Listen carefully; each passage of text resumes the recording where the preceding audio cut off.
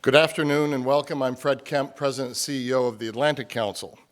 And we're honored to welcome NATO Secretary General Jens Stoltenberg to the Atlantic Council today.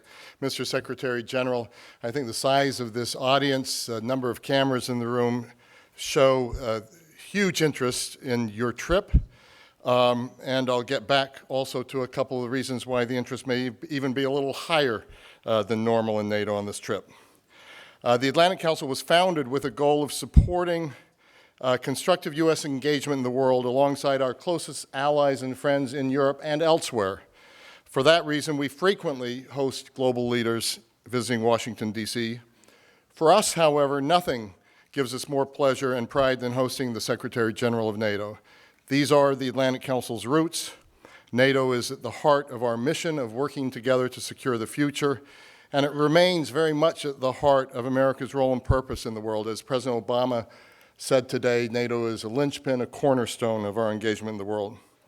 In particular, we are delighted to convene this conversation ahead of the upcoming NATO Warsaw Summit in July, where we are delighted that we will participate as one of NATO's official public diplomacy partners. The Warsaw Summit comes at a defining moment that is testing NATO's ability to respond to an unprecedented array of global challenges. I'll list just a couple. Number one, terror attacks in Brussels and Paris. Number two, external challenges from a resurgent Russia and a revanchist Russia on Europe's eastern front and the expanding instability from the Middle East and the South. And then third, of course, we face NATO as a U.S.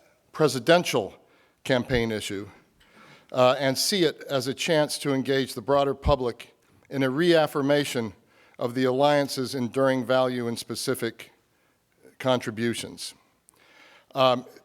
Secretary General Stoltenberg, you have been wise to stay clear of American domestic politics during your visit here, but we don't need to do that as the Atlantic Council. We actually welcome Donald Trump's interventions on the question of NATO because it has once again focused the United States on the importance of the alliance, the relevance of the alliance as it is today, and the specific undertakings of the alliance. I think it's the right time for this kind of public discussion and public debate. We also believe that beyond the grim recent events in Europe, there is significant reason for hope. Taking a step back, one sees how far Europe has come from a painful history, centuries of bloody conflict, including its own religious wars, and then culminating in the 20th century's two world wars before the foundation of the alliance. So it's important to remember what a miracle modern-day Europe is, reinforced by strong transatlantic bonds. And despite current challenges, and they are considerable, Europe has never enjoyed such a long period and broad measure of peace, prosperity, and democracy as it does today. It is one of history's great accomplishments made all the more remarkable by the post-Cold War expansion of democratic ideals and institutions. It is an accomplishment and one well worth defending. Yet, we do not stick our heads in the sand. We know at the Atlantic Council that many political leaders today do not view NATO as central to their strategies. Many military leaders work around rather than through NATO, and much of our public does question NATO's relevance in a changing world. In that context, we are fortunate to have a resourceful and impressive leader like Secretary General Stoltenberg at the helm of NATO. The Secretary General assumed his current role in 2014, faced with the daunting task of sustaining and reorienting NATO through a unique set of challenges. He previously led a distinguished career in Norwegian politics, holding leadership positions from Minister of Energy and Industry to Minister of Finance. He twice served as Prime Minister of Norway. During his latter term, he was instrumental in evolving Norway's defense and security policy to tackle emerging threats. He also saw the country through one of the most difficult periods in its modern history, the terror attacks his country witnessed in the summer of 2011. Rather than countering hate with anger that summer, he redoubled efforts to strengthen democracy, openness, and humanity, both at home and abroad. He's a shining example of the sort of leadership we require. Before we begin, I'd like to remind the audience that you can follow today's conversation on Twitter at @ACEventsLive, and then the hashtag for today is #FutureNato. After his remarks, we'll open a conversation moderated by Pulitzer Prize-winning journalist Karen DeYoung of the Washington Post, and it's great to have you with us, Karen. One last observation about Secretary General Stoltenberg before he comes to the podium to illustrate what sort of a leader and leader of the people he is. As Prime Minister, he spent an afternoon in Oslo working incognito as a taxi driver, wearing sunglasses and an Oslo taxi driver's uniform so that he would not be so easily recognized. His exchanges with his passengers were captured on a hidden camera. He did it because he considered it important to really hear firsthand what people thought, and what better way to do that than as a taxi driver. Mr. Secretary General, from news reports I've read from this experience, I understand you were a far more capable Prime Minister than taxi driver. But for all of you leaving today, you may want to check twice who's in the front seat of your taxi. Mr. Secretary General, the floor is yours.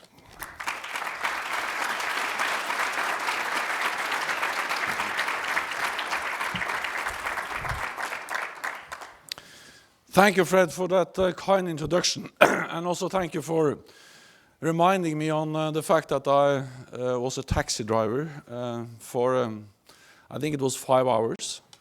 And if you watch the YouTube video, you will understand that you are very right.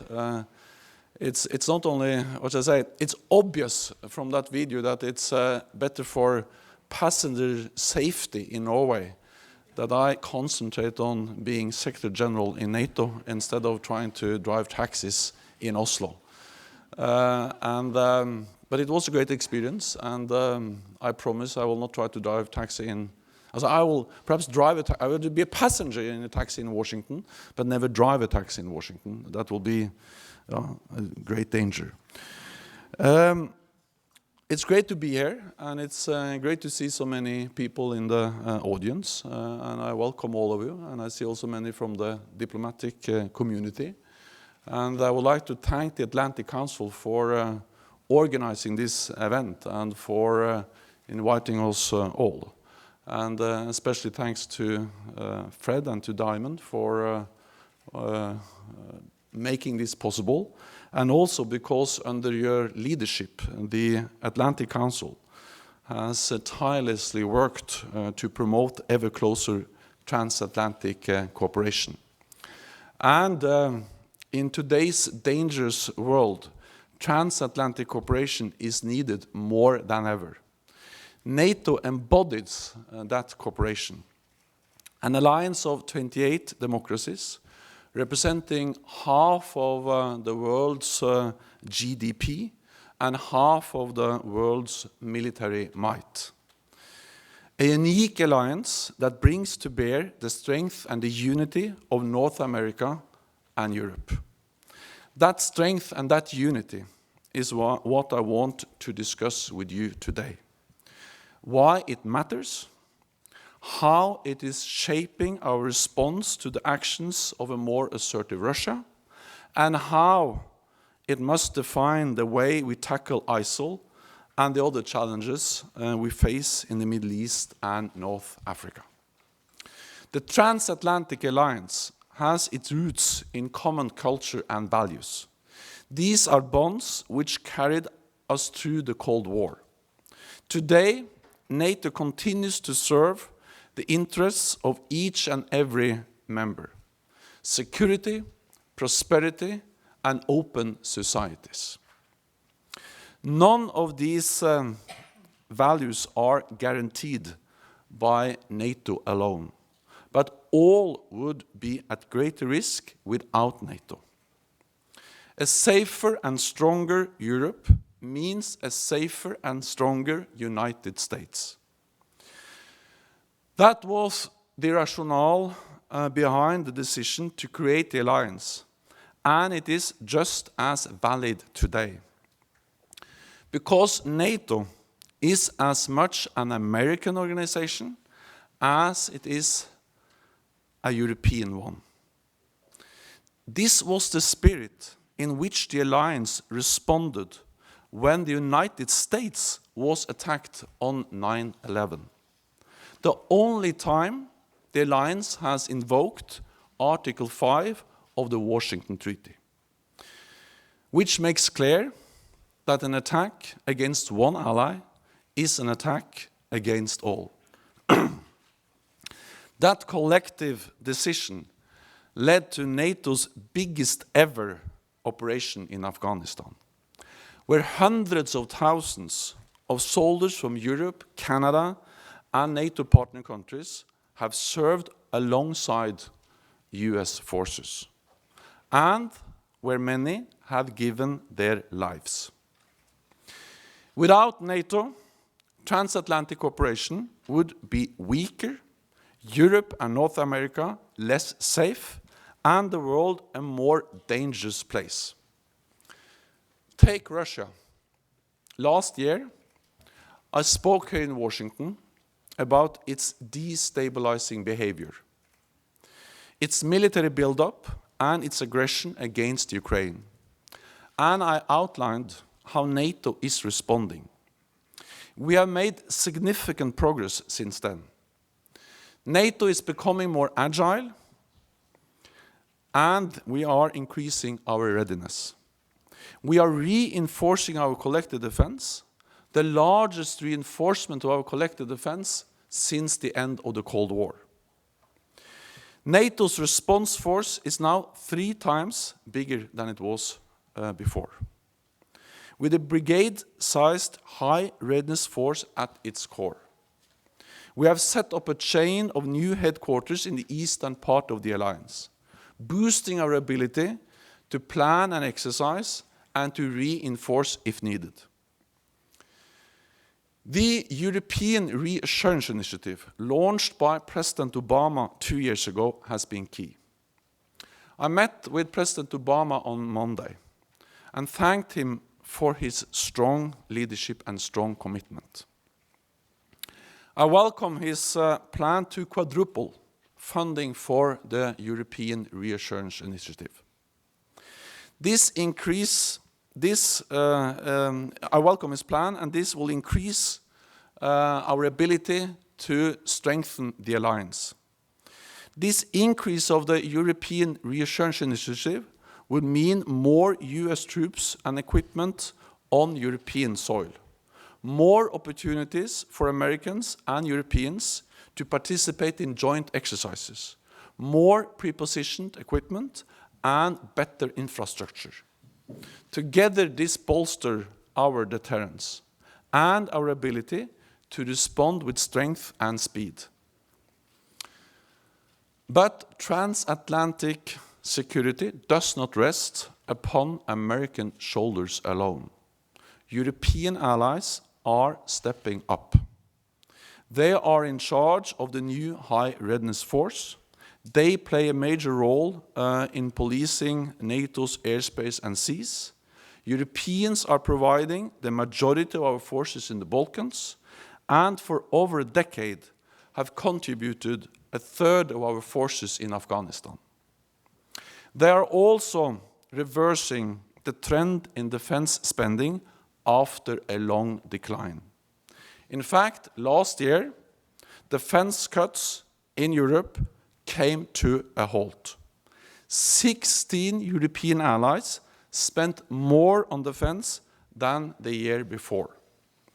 And they are adding real capabilities such as latest generation fighter aircraft, helicopters, and maritime patrol planes.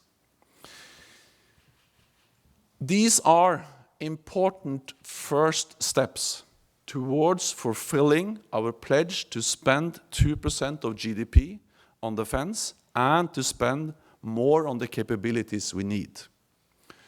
I am determined that all allies make good on that pledge, because the burden must rest on all our shoulders. Ladies and gentlemen, we face a new strategic reality, and we must be prepared for the long haul. At our Warsaw Summit in July, we will take decisions to further strengthen our collective defense and deterrence. We will enhance forward presence of a multinational force in the eastern part of the alliance, to make clear that an attack against one ally will be met by forces from across the alliance. We will enhance our resilience against hybrid warfare and cyber threats, and make sure that the nuclear component of our deterrence posture remains credible and effective. We will advance our goal of a Europe whole, free and at peace, with Montenegro invited to join the alliance. We will reconfirm our long-term commitment to Afghanistan, and we will agree further measures to respond to the challenges coming from the Middle East and North Africa.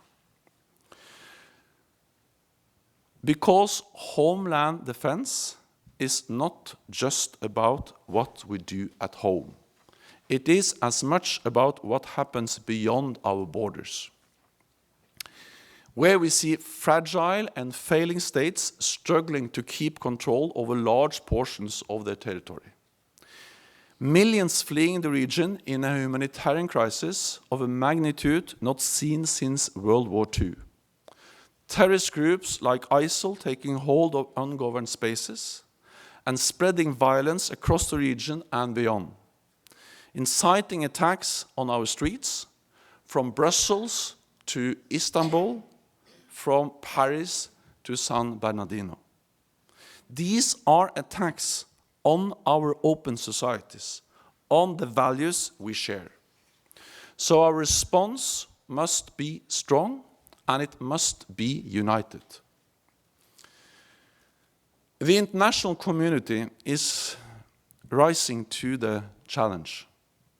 I strongly welcome the efforts of the US-led global coalition to counter ISIL. Because to protect our territory, we must be willing to project stability beyond our borders. If our neighbors are more stable, we are more secure. To be clear, projecting stability has several elements. To defeat and destroy ISIL, we need to use force. Military action is essential if we are to deprive ISIL of its strongholds in Syria and Iraq, and stop the horrific violence it is inflicting. But projecting stability also means using our forces to train others to fight. In the long run, it is more sustainable to enable local forces to protect their countries than it is to deploy large numbers of our own troops.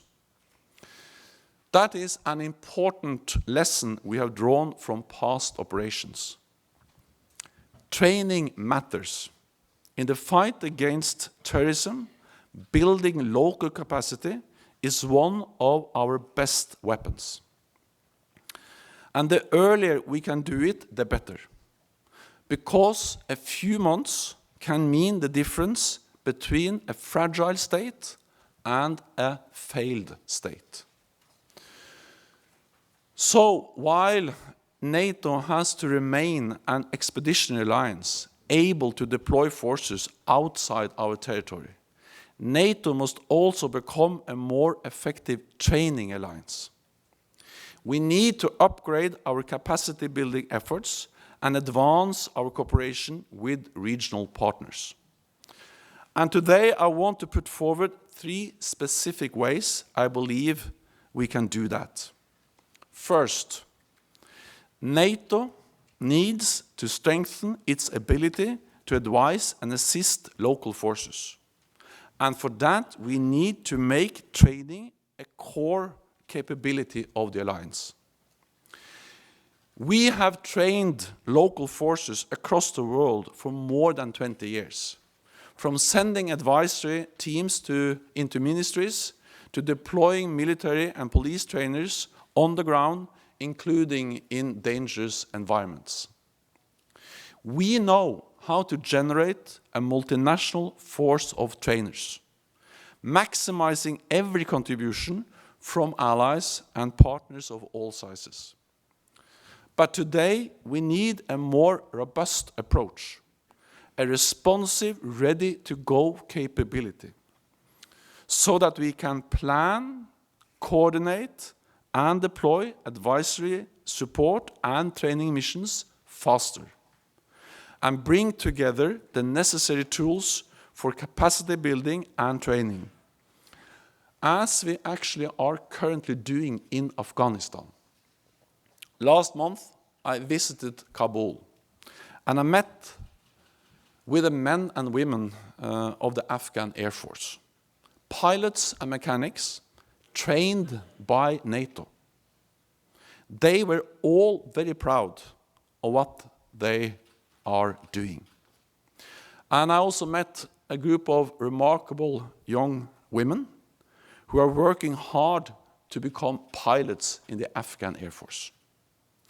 And it is that resolve which makes me optimistic about what we can achieve. Because until a few years ago, there was hardly any Afghan Air Force at all. Last year, the Afghan Air Force flew 20,000 missions, providing transport, resupply, medical support, and engaging the enemy. They are part of the 350,000 strong Afghan security forces built up by NATO trainers over the years. And they are now responsible for their country's security. We continue to support them, but we have ended our combat mission, and this demonstrates what we can achieve by building local capacity. The Afghan model is important, yet it is not the only one. We have also recently launched training and capacity building initiatives in Georgia, Moldova, and Jordan. And we will soon begin advising Tunisia on counterterrorism and help improve the capacity of their armed forces. With respect to Libya, I welcome the arrival of the Prime Minister-designate and the Presidential Council in Tripoli. This is an important step in establishing the government of national accord and setting the conditions for further international support. NATO also stands ready to assist Libya. They will need our help. So this is clear. The demand for capacity building is growing, and that is why NATO needs to make training a core capability for the alliance. My second proposal is that NATO should step up our support for Iraq. The ability of an inclusive Iraqi government to restore security is critical to the stability of the whole region. And a stable Iraq is key in the battle against ISIL. Last week, NATO started training Iraqi officers in Jordan. Our program was developed in close coordination with the counter-ISIL coalition. We should reinforce these efforts and, when appropriate, expand them further. And when I visited Iraq last month, I met Prime Minister al-Abadi, and he and we discussed the challenges his country is facing and why training, capacity building is an essential part of the solution. He asked NATO for more help. We should provide that help, and we can do that in many different ways. One example is dealing with improvised explosive devices. Improvised explosive devices was the biggest killer of Iraqi forces when they retook Ramadi from ISIL. They are a threat which NATO has extensive experience in countering. So our current training program responds to this urgent need, and we should do more for Iraq. My third proposal is that we take our cooperation with regional partners and international organizations to a new level. To project stability in the region, we need to work with those who know the region best. A few weeks ago, the Secretary General of the Gulf Cooperation Council came to NATO headquarters. We discussed the security challenges in the region and what more we could do together. The Gulf Cooperation Council is developing its ability to command large-scale multinational operations. And NATO has unique expertise in building and maintaining an integrated military structure. We can share this expertise. We are also exploring what more we can do in areas such as counterterrorism, energy and maritime security, and cyber defense. My aim is to bring forward our cooperation with the GCC at the Warsaw Summit in July. The new NATO Regional Cooperation Center in Kuwait also provides us with a way to reinforce our partnerships. The center will be a focal point when NATO and Gulf partners will work together in areas such as military-to-military cooperation, strategic analysis, and civil emergency planning. The King Abdullah Special Operation Training Center in Jordan is another platform for joint efforts. It is certified according to NATO standards, and this is where the training of the Iraqi officers is now taking place. We must do more of this kind of activities to complement bilateral efforts and to strengthen the capacity of regional organizations, because it is the best way to leverage their expertise, their resources, and their cultural awareness in support of our training initiatives, and to enable our partners in the Middle East and North Africa to play an even greater role in achieving regional security. Everywhere I go in the region, leaders tell me that they want more cooperation with NATO. We must answer their call.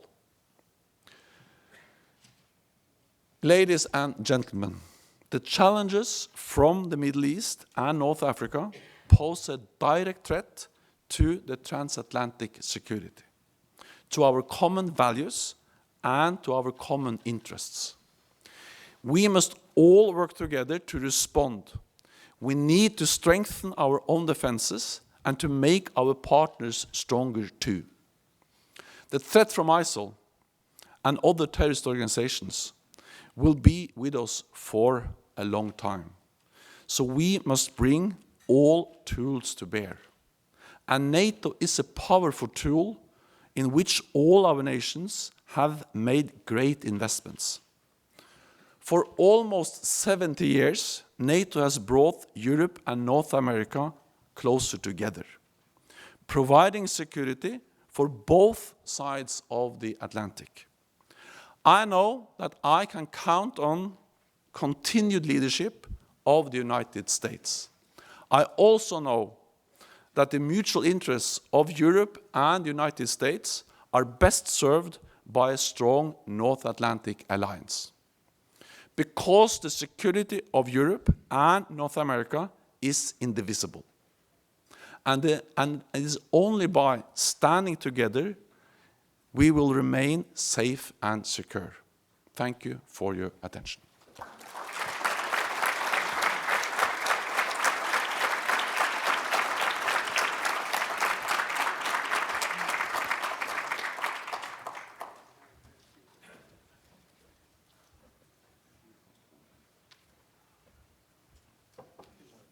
Excuse me.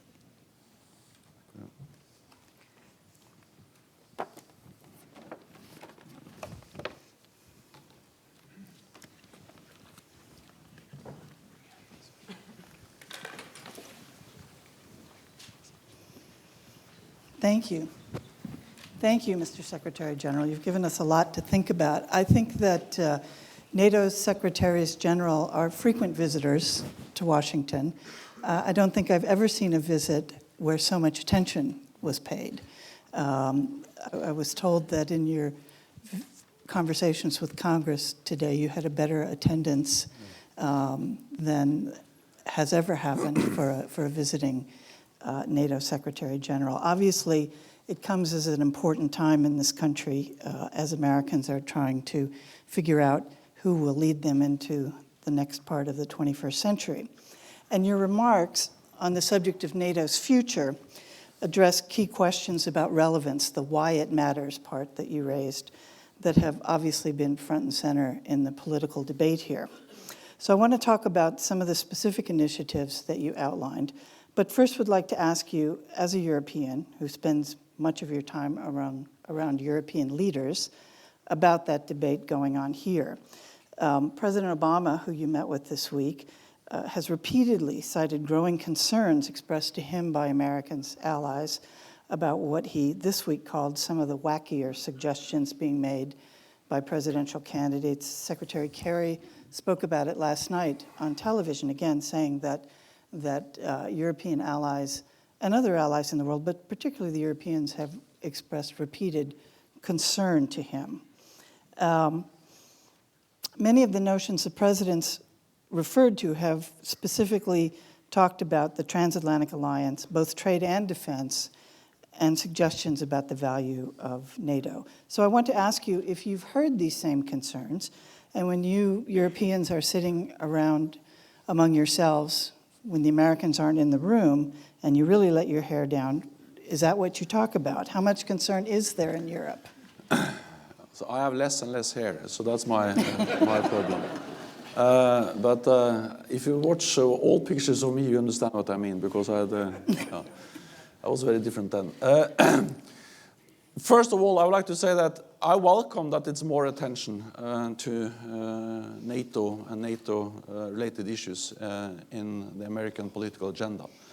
And that may be because of the election campaign.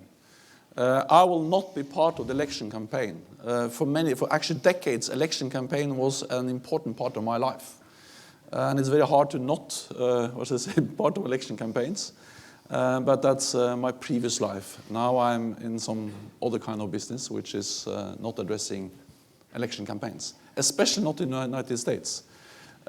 So it's up to the people of America to decide who is going to be the next president, and I will in no way be part of that discussion or that campaign. But what I can say is that when I travel in different capitals in Europe, and you asked me about that, I see a very strong support for transatlantic cooperation for the North Atlantic Alliance. I think that some of them actually understand that in the United States, people from different parties are concerned about that too many Europeans are investing too little in defense. And that's exactly why we made the pledge to increase defense spending.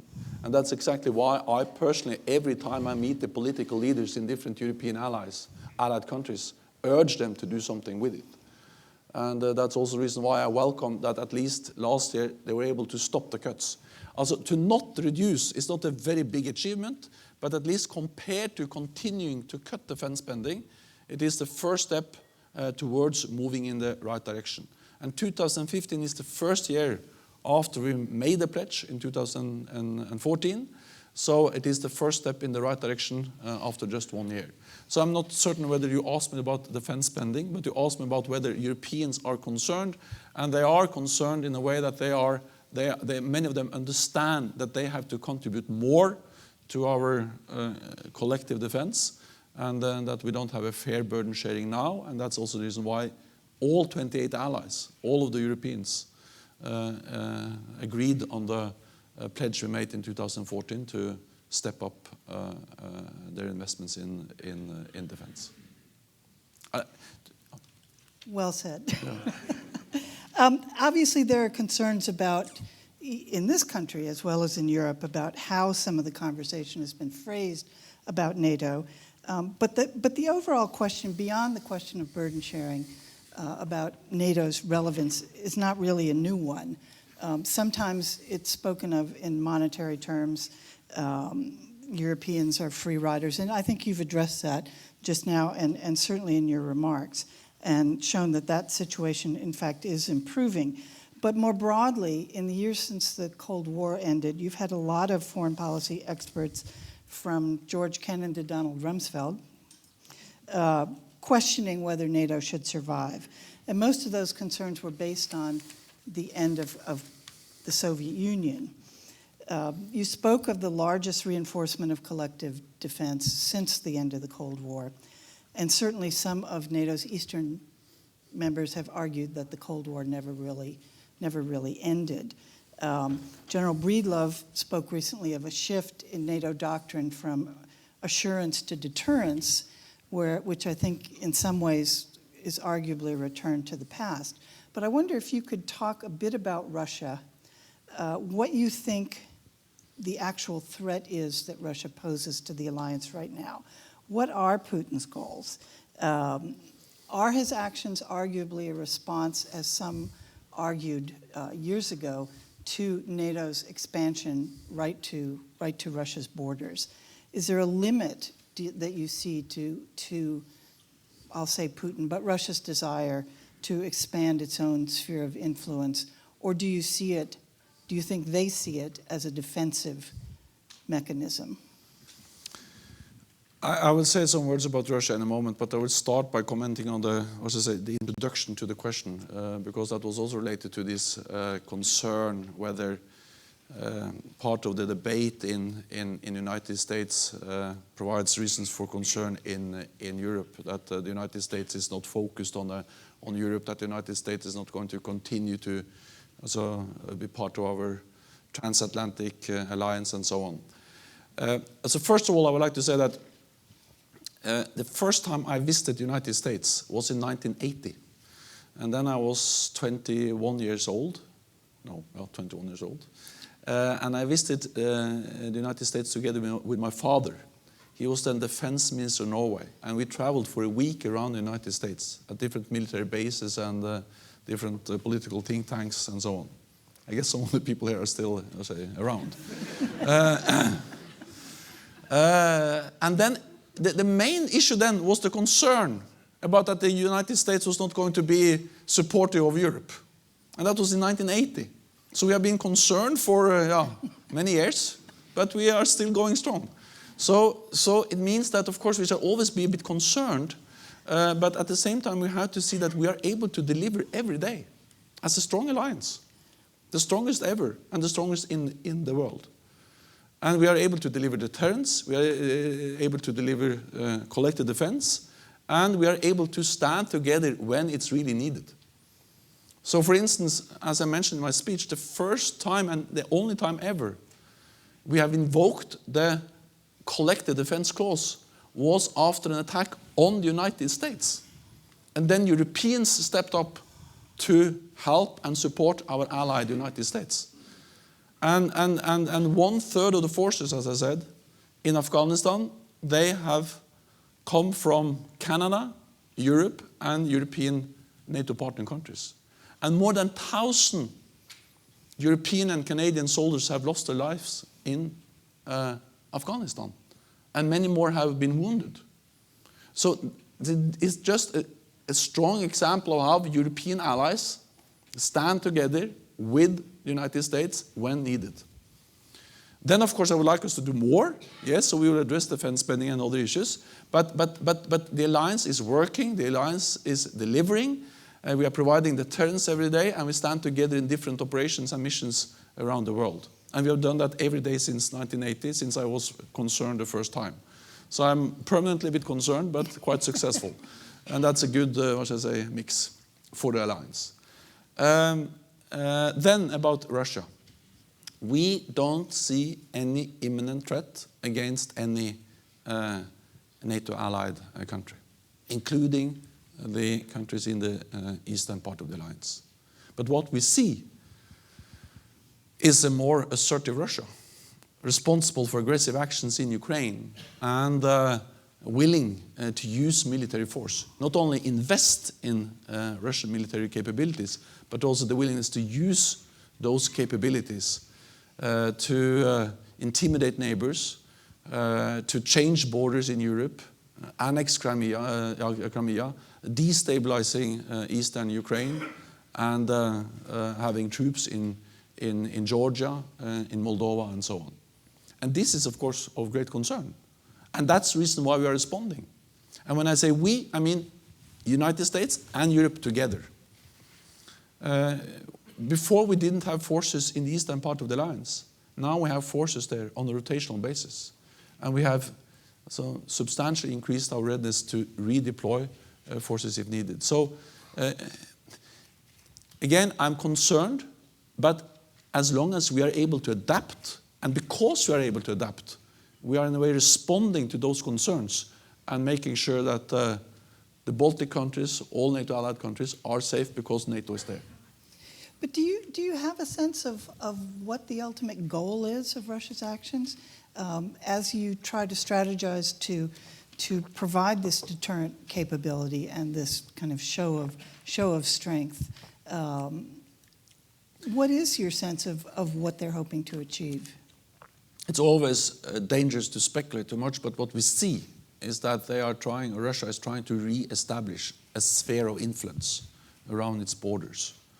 And that's why they are behaving as they are in Georgia, in Moldova, in Ukraine. And that's not acceptable, because they are violating international law. They are not respecting the sovereignty and the territorial integrity, the sovereignty and the territorial integrity of independent nations, countries in Europe. And that's also the reason why it is important that we respond. At the same time, and we are responding by the biggest reinforcement of our collective defense since the end of the Cold War. But at the same time, I always underline that NATO is not seeking a confrontation with Russia. We will avoid a new Cold War. Actually, we are striving for a more cooperative and constructive relationship with Russia. But we believe that we have to be strong, we have to be firm, we have to be predictable to establish the basis for a political engagement and dialogue with Russia. And I think I mentioned many times before, but my experience as a Norwegian politician is that there is no contradiction between strong defense and political dialogue. Actually, as long as we are strong, we can also engage in political dialogue. And in the long run, Russia has to understand that they will gain more from cooperating with us instead of confronting us. You spoke about a new strategic reality that NATO is facing, and the primary threat to security right now seems to be violent extremism and the spread of it in the world. You outlined what is not necessarily a new role for NATO, but certainly a broader expansion of that role and making it into a core capability for NATO, and that's the training and partnership institutional aspects of it. And you set out 3 ways of doing that. The first one was to build overseas capacities for countries on the front line against violent extremism, and obviously that's what NATO has been doing in Afghanistan, certainly since the end of the combat mission. But I wonder if you're concerned now about what's been happening in Afghanistan. General Nicholson, who's the new commander there, is getting his own recommendations ready for the administration about what the U.S. military presence should be after the beginning of 2017. And as you know, current plans call for it to be almost cut in half, the U.S. presence. But General Nicholson has spoken recently about how the training program really has been set back because of the level of fighting during 2015, which is one of the worst years that they've had, certainly in a long time. Not only ground forces, but also forces in the air. Would you expect NATO forces, assuming that U.S. forces remain there at their current level, would you expect those NATO components that are still active in Afghanistan to do the same?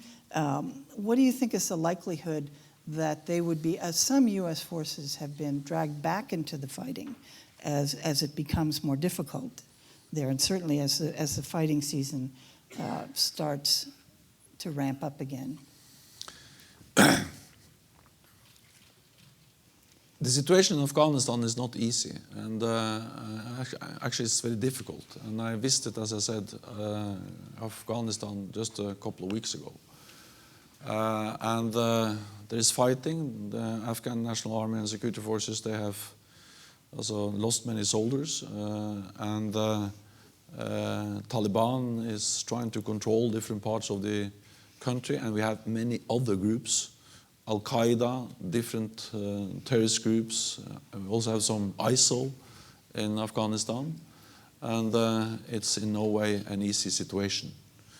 But having said that, I think we also have to remember that it hasn't been easy in Afghanistan for decades. So the starting point is not a peaceful, stable country.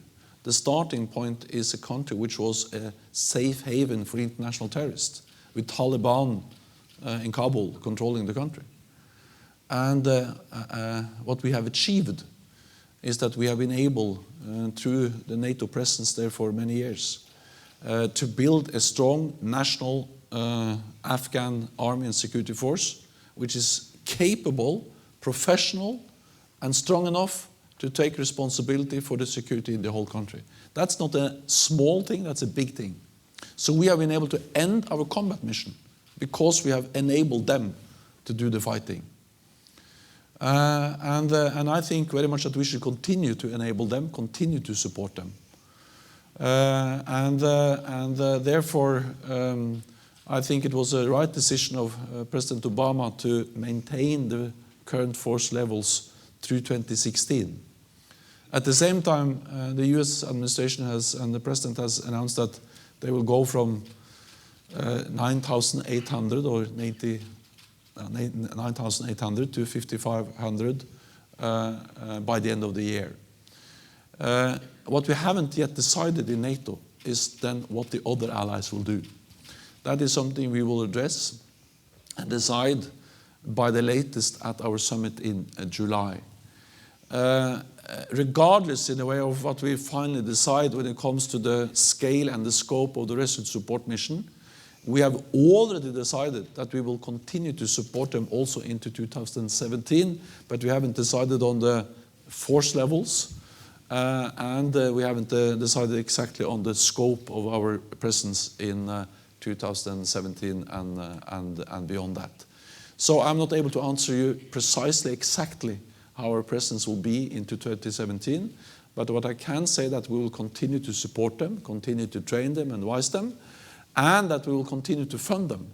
Because we have to remember that we are supporting the Afghan army and security forces in two ways. We provide training, assistance with 12,000 NATO troops, but we also fund the national army with US funds and European funds, and Japan, South Korea and others. The NATO partners are also contributing. And we are concerned in Europe that we are spending less than 2% of GDP on defense. In Afghanistan, they spend 25% of GDP on defense. But of course, that's only possible because that is mainly funding coming from the United States, European allies and partners. So we will continue to support Afghanistan. Exactly how we will do it, we will decide on our summit in Wales, but we will continue to fund them and we will continue to have NATO presence because I very much believe that we have to enable forces in the region, in Afghanistan, in the Middle East, in North Africa, to stabilize their own countries. And in the long run, that's better than we deploying a large number of combat troops.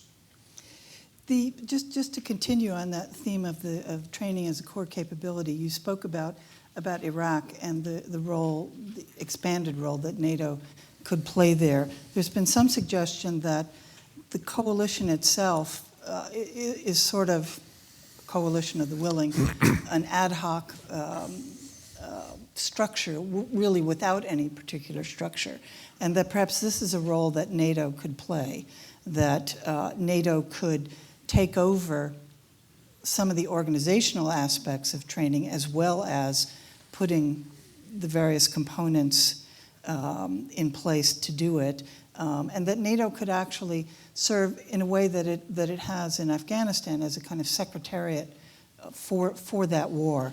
That seems to be what you were suggesting, that this could be NATO, that NATO could undertake a much larger role in addition to direct assistance to Iraq, in some ways organizing the activities, some of the activities at least, of the coalition there. Can you talk a little bit more about that? The advantage of using the tool NATO, using NATO as a tool, is that in NATO, for instance, building capacity, train, as we have done in Afghanistan. And let me just add before I continue that if there was anything wrong we did in Afghanistan, then it was that we didn't start the training earlier. So we should have started to build capacity in Afghanistan earlier, enabling them to take responsibility for their own security earlier. But the advantage of using NATO is that NATO has the structures. We have mechanisms for generating forces. We meet regularly, several times a year, to generate forces to our different missions in Kosovo, in Afghanistan, and other places. And of course, if you are asked also to generate forces to a training mission in Afghanistan, in Iraq, then we can also do that. So it's a stronger commitment when you are part of a NATO alliance and partner countries to provide the necessary forces than the commitment being just a part of a coalition of the willing, because a coalition with the willing is in a way, per definition, more a question of whether we are willing, while NATO is a stronger commitment to be part of that. So we have the mechanisms to generate forces, and that's a great advantage, and I think also we can then provide more support for the United States. Second, we have the command structures, we have different training centers, we have some in Europe, we work with Jordan in the King Abdullah Training Center in Amman. We will soon have the new center in Kuwait. And we have a lot of experience in doing training, capacity building, everything from building institutions, defense ministries, headquarters, institution building, to training soldiers in a dangerous environment. And thirdly, we have the expertise, the experience. And I mentioned, for instance, these improvised explosive devices. The reason why NATO knows a lot about how to counter IEDs is that we have done that for many, many, many years in Afghanistan. So we could take that experience and apply it in, for instance, Iraq. But we will, of course, NATO will only do things which our allies ask us to do. And we have to find the right balance between high-end fighting, and I think the coalition should continue to do that. I mean, but I think that NATO could do more, coordinated with and add value and complement what the coalition is doing when it comes to training. Let me also add one more thing, and that is for many small and medium-sized countries, NATO allies and partner countries, it is often extremely expensive and difficult to do training on a bilateral basis in for instance, in Iraq. Because when NATO does the training, we have one agreement, one legal framework, and then you can plug into that. And we have, infrastructure, transportation, and so on organized as a NATO. And then small countries can just send in some special operation forces and do some training. And in my own country, we in Norway, it was for them a big task just to negotiate all the legal arrangements you need to deploy forces in Iraq. While when Norway deploys forces to Afghanistan, those things are in place, and Norway just plug into that framework. So I think it is also more cost effective. We spend less money, less meeting, less people on organizing many bilateral efforts instead of plugging into a NATO framework. So yes, you are right. I believe NATO can do more, but it has to be coordinated with the efforts of the coalition, and it has to be complementary. It has to be, also done in a way which serves the purpose of the coalition. Would you see that as taking over the existing bilateral training programs? You've got the Americans obviously have a huge effort there. Excuse me. The Canadians, the Italians, there are lots of different separate training programs that actually are doing different things with different groups of Iraqis to a large extent. So I will rather speak about scaling up what we have started to do. We have started to train Iraqi officers. I would like to scale up that, and then I would like to also consider whether we also can start to do things inside Iraq. But I think it's very important that we do this in absolute coordination with the coalition, and that we, as I say, don't move faster than the coalition and the allies are, as I say, ready to do. So I think we should do it stepwise and then evaluate the experience and then decide whether we should do more and what more. So the scale and the scope, I think we have to decide also step by step and then have a pragmatic approach. Because I think that we, of course, we also need the high-end fighting. We need to continue to do airstrikes. And I don't, I'm not arguing in favor that NATO should take over that high-end fighting. I think that could be done by, and actually there are not so many allies doing that. It's United States, UK, France, and some others. But the thing is that, of course, we need high-end airstrikes to, for instance, help the Iraqi forces liberate Mosul. But the thing is that when Mosul is liberated, then the question is, how do you hold Mosul? How do you maintain the control of Mosul? And then you need trained, skilled, professional, local forces. And if that's not NATO forces, US forces, French or German forces, then it has to be local forces. And therefore we should start to train them now and not to wait. Because if you wait, it just becomes more difficult and more expensive and in all ways not as good. And that's also the case when it comes to another kind of or group of countries. Iraq, it's a war going on. Jordan is a stable country. It's an island of stability in the sea of instability in the Middle East. But Jordan is under pressure. Tunisia, the same. A stable, democratic country in Northern Africa. But they are under heavy pressure from terrorist organizations. And we should help them now. We should not wait until they are really into deep trouble and then start to help them. So prevention is better than intervention. That's a golden rule. So we should help now, not intervene later on. So capacity building is also about building capacity before a country slides into conflict or crisis. And then if the country is in crisis, we should help them build capacity to get out of that crisis, as we should do in Iraq or hopefully also in Libya. What about Syria? Do you see any role at all for NATO? At the present, NATO's role in Syria is that NATO allies, but not as an alliance, are participating in the efforts of the NATO coalition, of the US-led coalition. And it is a great advantage for the coalition that so many NATO allies and NATO partner countries have been able to provide forces, because NATO has developed what we call interoperability, experience to work together in high-end, dangerous military operations. And we have developed that through NATO exercises, NATO standardization, and of course, operations like in Afghanistan. And this experience, this interoperability developed among NATO allies and partners is extremely useful for the coalition in Syria now. And then, of course, we are also, as I say, responding to the conflict in Syria by supporting Turkey, also bordering Syria and Iraq. We have assurance measures, NATO presence in Turkey, and everything we do related also to stabilizing the region is also relevant to Syria, but we don't have a direct role inside Syria. I'd like to open the floor to questions now. If you could, I will call on you, and if you could, are there microphones? Yes.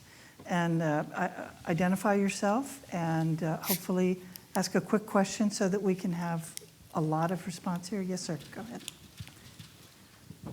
Hi, Carl Venmark from CSIS. Pleasure to hear your comments, Secretary General.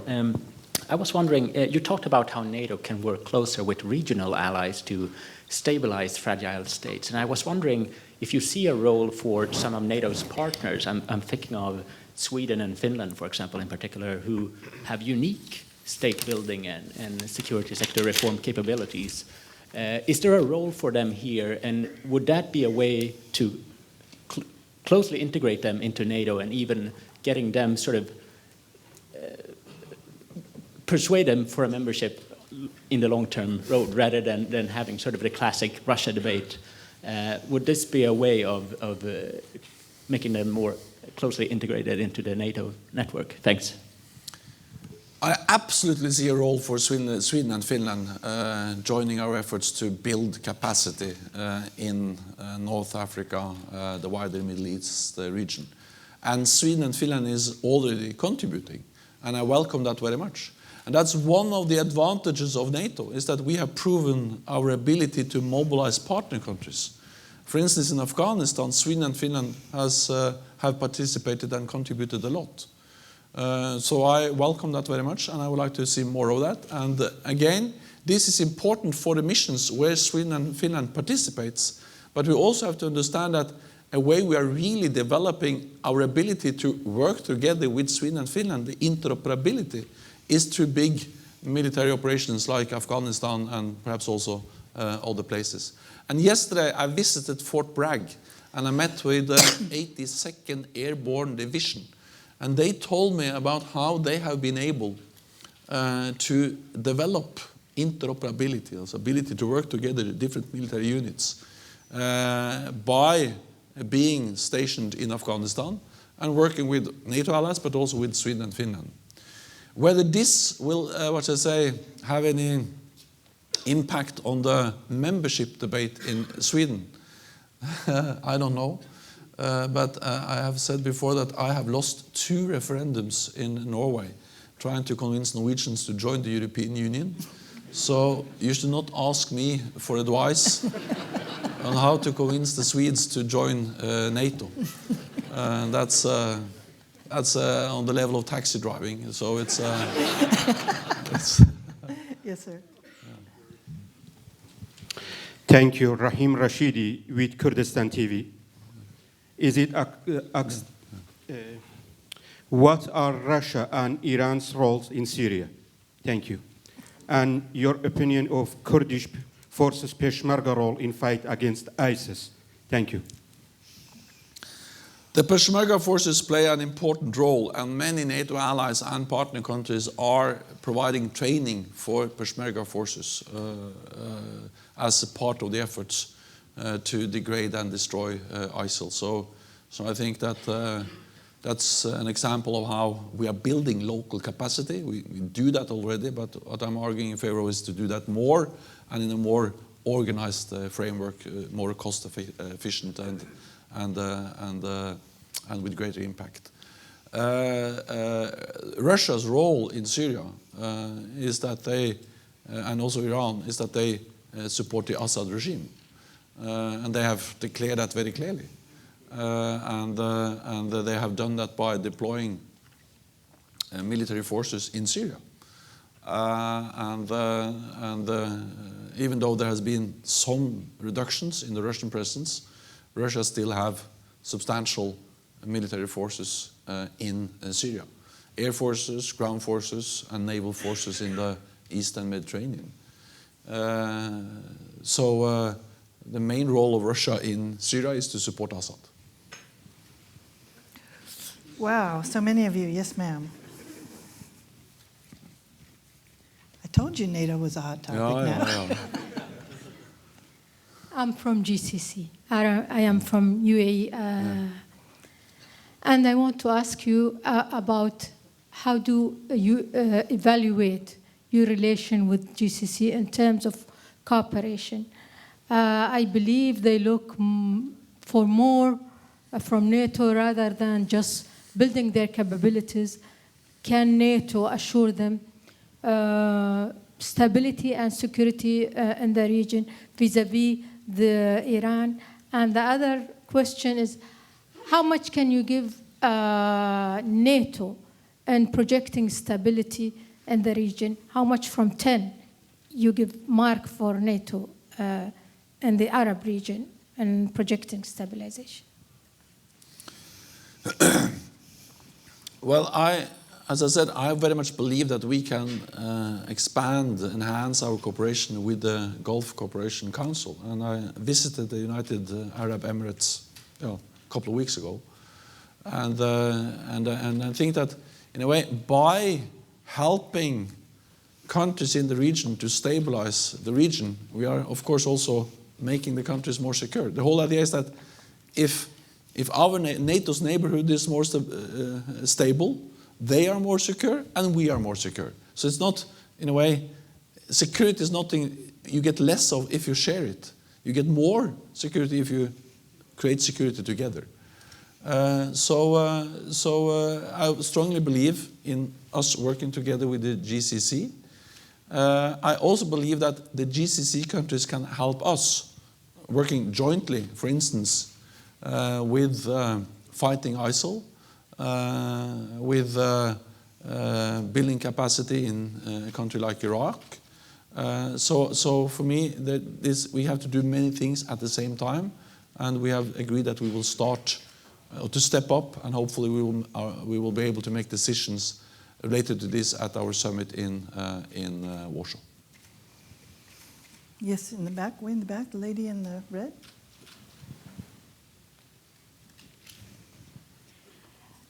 I'm Lieutenant Colonel Sylwia Szawowska from the Polish Embassy. Just wanted to ask you quick questions. First, regarding political dialogue with Russia. What conditions must be fulfilled for full resumption of NRC works? And do you think it should be somehow balanced with increased cooperation with the Ukraine and Georgia? The second question is, as for the realignment of NATO efforts to increase the presence on the eastern flank with the American ERI initiative. And the last one, is there an appetite in the NATO for more to look on the Arctic challenges? Thank you. First, NRC, or the NATO-Russia Council. I think it is important to underline the following, and that is that after the illegal and illegitimate annexation of Crimea in 2014, NATO decided to suspend all practical cooperation with Russia, but we decided at the same time to maintain our political dialogue with Russia, or maintain channels for political communication.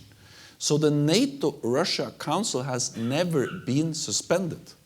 Actually, we had 2 meetings in the Council after the annexation of Crimea. So the whole idea is that practical cooperation has been suspended, political dialogue has been in place. So the challenge now has been in not to, what should I say, have a decision to have the NATO-Russia Council, because it has been there all the time. But the challenge has been to agree on the agenda for a new meeting. And we are in the process of discussing that with the Russians. And hopefully we will be able to agree on the agenda and then to convene a meeting.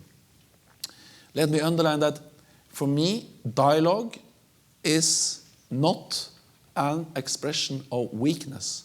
It is an expression of strength. Because we are strong, it's because we are confident that we are not afraid of talking to the Russians. Even during the Cold War, we talked to them.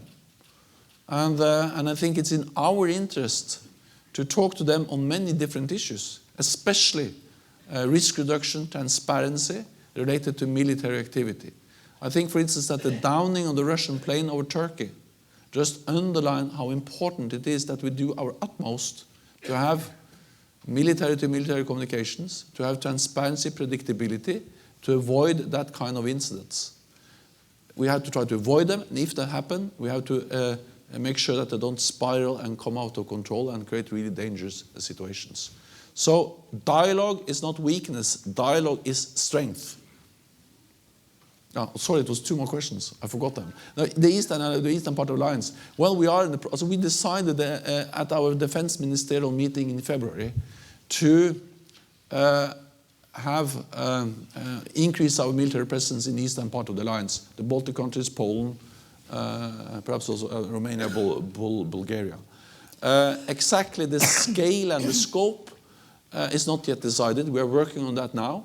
But what we are aiming at is a multinational force, sending a very clear signal that an attack on one Baltic country or one other NATO allied country will trigger the response from the whole alliance. The Arctic. It's cold there. The other thing is that, you know, when people say Arctic, many people think about the North Pole. But half of my own country is in the Arctic. So half of Norway is in the Arctic, and there are, as I say, I've seen many nice people up there, and some polar bears, and so on. But because the reason why I'm saying this is that NATO is present in the Arctic. And in a way, the main NATO forces in the Arctic is Danish forces, Icelandic, or not so many Icelandic, but at least Norwegian forces. And of course, we have also then NATO exercises in the northern part of Norway, from also forces from many NATO allied countries. We had a big exercise in the northern part of Norway, or in Norway recently. And so NATO is present in the Arctic. And we have to follow the developments very closely because we have seen also a Russian military buildup in the Arctic. At the same time, we have the Arctic Council, where United States is a member, Canada is a member, Russia, Norway, Denmark, and many other countries, or several other countries. We have also a degree of cooperation in the Arctic related to search and rescue, environmental issues, with Russia. I think it's extremely important that we continue to do that and we don't increase tensions in the Arctic, but try to calm the tensions. Yeah. I'm gonna ask people to just limit themselves to one question. The questions have been really good, but maybe we can take 2 or 3 at a time if you limit yourself just to one. So yes, sir. And then I'm going to come around this way.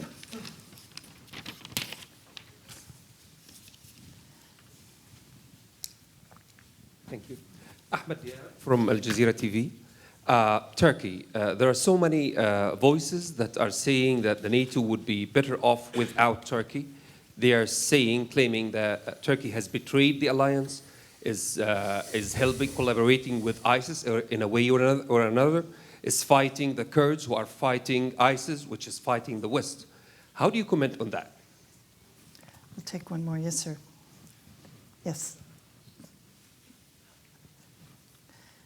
Go ahead, Bill. We'll get the... Bill Drozdiak, Brookings. General Breedlove said recently that he felt the Russians were weaponizing the refugee situation with the aim of destabilizing Europe. And I know NATO has sent some sea patrols into the Aegean recently, but my question is, why did it take so long for NATO to respond to such a serious security threat to the European continent when Greece and Turkey, both frontline states, are members of NATO?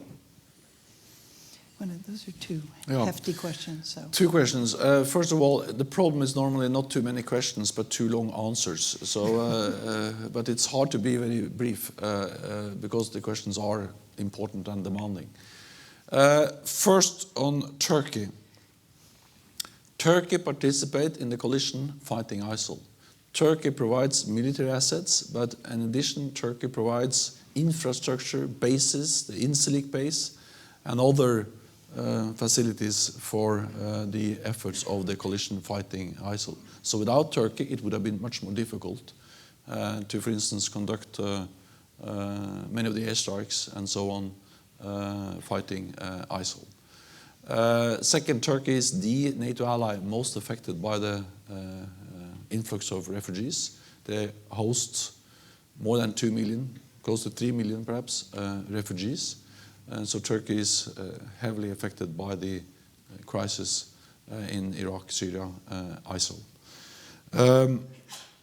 When it comes to NATO's role in addressing the migrant and refugee crisis, so NATO's main role has been to address the root causes, the instability in the region, trying to help stabilize the countries where the refugees are coming from. When it comes to managing or handling the refugee crisis in Europe, NATO is normally not the first responder because this is about border control, coast guard, border controls, humanitarian also aid and so on to the refugees. But when we were asked, we responded. And we actually responded very quickly because Germany, Turkey and Greece asked NATO for help, and after 48 hours we were able to make the decision to provide the ships and assistance they asked for. And 24 hours after we made the decision, the first NATO ships were deployed into the Aegean Sea. So for me, this is an example of how NATO can respond quickly if needed. And what we have done since is that we have several ships there in the vicinity of Lesbos and also a bit further south. And they are doing reconnaissance, surveillance, monitoring, and they are sharing in real time the data they are gathering with the Greek Coast Guard, with the Turkish Coast Guard, and with the European Union border agency Frontex. And this information is useful for instance, the Turkish Coast Guard when they are then turning back and intercepting the traffic of the smugglers and the illegal networks. So I think NATO plays a useful role helping the local Coast Guards authorities. NATO is not in the business of turning back the boats with the refugees and migrants. Our role is to help, assist, facilitate. Add to that perhaps the most important thing NATO is doing in the Aegean Sea is to create a framework, a platform for cooperation between Turkey and Greece. Turkey not being member of the European Union, but Turkey and Greece both being member of NATO. So NATO is an ideal platform for providing the necessary cooperation between Turkey, Greece and the European Union. There was something about Russia at the beginning of that question that you asked. That was about what Russia did, especially when they were bombing Aleppo, was of course to increase the number of people fleeing Syria and increasing the pressure on Turkey and on, Europe. I'm very glad, I welcome very much that some weeks ago, United States, Russia, and other actors in the region were able to reach this agreement on cessation of hostilities. And even if we have seen violations, hostilities have gone substantially down. And we have also seen that the parties have been able to meet again and start negotiations and try to find a negotiated political solution to the crisis in Syria. That will not be easy. It will not happen very fast. There will be setbacks and disappointments. But in the long run, we need a negotiated political solution. So I strongly support those efforts, both to make sure that the ceasefire is holding and to make sure that they continue the negotiations and the talks to find a political solution. Yes, sir, I know I cheated you before, so you go ahead, and then, yeah. Thank you. Meto Koloski, United Macedonian Diaspora. You mentioned Russia violating international law. If you could comment perhaps on Greece's violating international law after blocking Macedonia's NATO membership in 2008. Greece has a fairly new government in place. Macedonia may have a new government starting June. What role will your office play in facilitating improving relations and finally lifting this blockage on Macedonia's NATO membership, particularly on this point that you made before, Europe whole, free, and at peace? Yes, ma'am. Thank you, Karen. Farah Al-Atasi, I am a member of the Syrian opposition delegation to Geneva. I'm here. You already spoke enough about Russia's role in Syria, and I was waiting to hear the NATO's counter strategy to at least having some balance of power on the ground. But I will not ask you that question. My question is, there have been recently an efforts by the GCC led by Saudi Arabia to establish the Islamic coalition against ISIS. Will NATO partner, if they asked, with this new formed Islamic coalition against ISIS for a direct military intervention in Syria? Yes or no? Thank you. If the question was whether NATO is going to conduct a direct military intervention into Syria, the answer is no. But if the question is whether we are going to work together with the Islamic coalition to counter ISIL, then the answer is yes. Because I welcome that Islamic countries are going together to fight ISIL. And I think it's extremely important that Islamic countries are in the forefront. And as, for instance, King Abdullah of Jordan has underlined again and again, this is not a fight between the West and the Muslim world. This is a fight against terrorists, criminals, people who are responsible for violence, atrocities, and most of the victims are Muslims. So there, and Muslims are in the front fighting ISIL. And again, my main message is that we should support, we should help, we should enable, we should train, we should assist, we should help them in many different ways to win that fight against ISIL. So if you ask me whether we should help the Muslim world, Muslim forces, Muslim countries to fight ISIL, is a strong yes. Yeah, that was the last question. The first one was about the former Yugoslav Republic of Macedonia. And the reason why I say it like that is that you know and I know that the problem has been ever since the NATO summit in Bucharest. I was there as Prime Minister of Norway, has been that we don't have any agreement on the name issue. And as long as that issue is unsolved, there is no way we can solve the question of membership. That's in a way the short answer. I think we have time maybe for two more. Kevin? And these, all right, and then in back of you over there. Robert Dumitrescu, Embassy of Romania. As a country on the eastern border of NATO, we are highly appreciative of your leadership in addressing the key issues of reinforcing the eastern flank. How do you see this reinforcement process from a Black Sea perspective? A region that has multiple strategic challenges, both from the east and from the south. Thank you.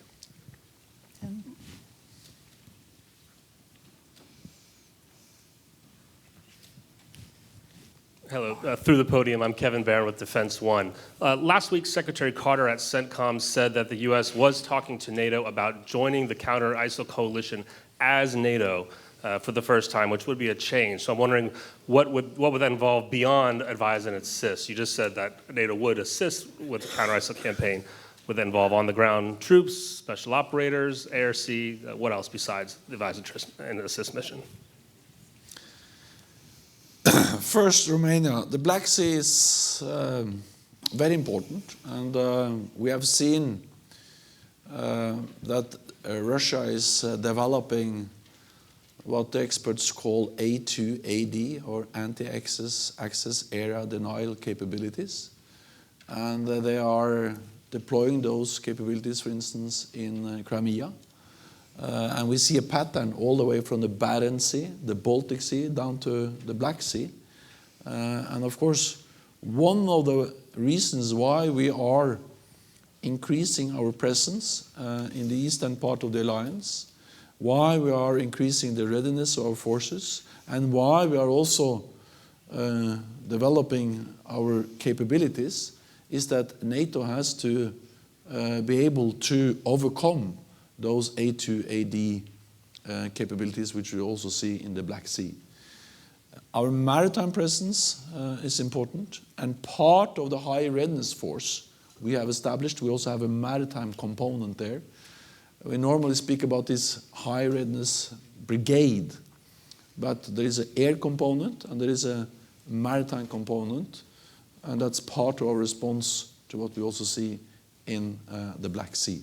So yes, we are very much aware of the challenges in the Black Sea, becoming more serious because of the Russian annexation of Crimea and the strong military build-up in Crimea. Then, so NATO is not formally part of the coalition, but NATO supports the coalition. First of all NATO allies provide forces. And then, as I said, NATO support the coalition in different ways. Assurance measures in Turkey, capacity building in Iraq. I will also add that what we do in Afghanistan, our biggest military operation ever, is relevant for the fight against terror, including against ISIL. And we stand ready to do more in Libya, which is also key when it comes to preventing that Libya becomes a kind of build-up area for ISIL. One issue we have discussed, and also discussed during my visit here to Washington this week, and also with Secretary Ash Carter, was the possibility of NATO providing AWACS support, our surveillance plane. And that is on the table now, and it's going to be addressed in NATO, and then we will be able to provide you with a more precise answer. But AWACS support in one way or another is now an issue which is discussed in the alliance. We promised the Secretary General that we would get him out of here on time, and I apologize to everyone whose questions we didn't get to. Thank you so much. I think the fact that there are so many questions testifies both to relevance and level of interest, and we've still managed to cover an enormous amount of ground. And thank you so much for your candor and for the completeness of your answers. Thank you. Thank you.